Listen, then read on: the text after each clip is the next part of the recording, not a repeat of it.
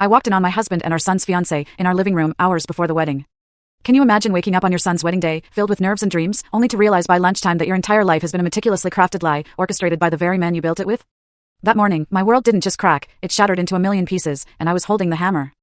I was up at 5 a.m., long before dawn, sitting here in my home office.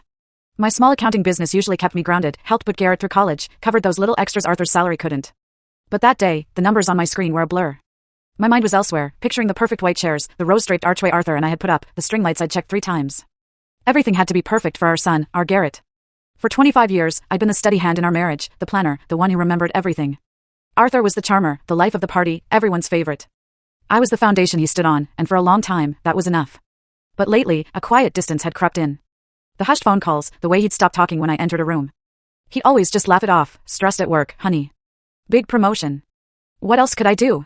You don't throw away 25 years over a feeling. Then, Garrett walked in, looking exhausted, coffee mug in hand.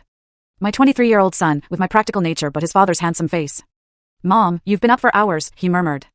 I tried for a cheerful smile, closing my laptop. Just want everything perfect for my boy. He told me Arthur had already left, early, to pick up a gift for Brenda's parents. That was news to me. He sat on my desk, suddenly looking so much younger. Mom, he said, do you think Brenda really loves me? The question hit me like a physical blow. Brenda. Ambitious, beautiful, from old money. On the surface, everything we wanted. But I'd seen the glazed look in her eyes when Garrett talked about his passions, the way she checked her phone at dinner. Why would you ask that, honey? It's your wedding day, I said, trying to sound calm. Maybe it's just cold feet, he mumbled, but sometimes she looks right through me, like I'm just a box you needed to check.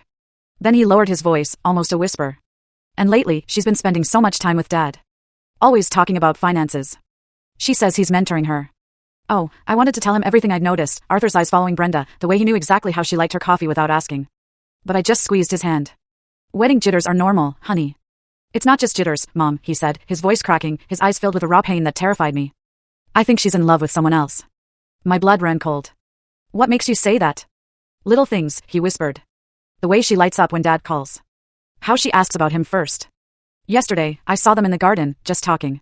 The way he looked at her, it wasn't how a father-in-law should look at his son's fiancée. A hot flush crawled up my neck. Garrett, that's a very serious accusation. I know, he said, his shoulders slumping. And I hope I'm wrong. God, I hope I'm wrong. Just then, Arthur boomed into the room, immaculate in his crisp shirt. There are my 2 favorite people. His smile didn't reach his eyes. Brenda just called. She's coming by at 10 to discuss the seating chart. Garrett's expression tightened. What details? Oh, just making sure her and then watch the full story link is attached below.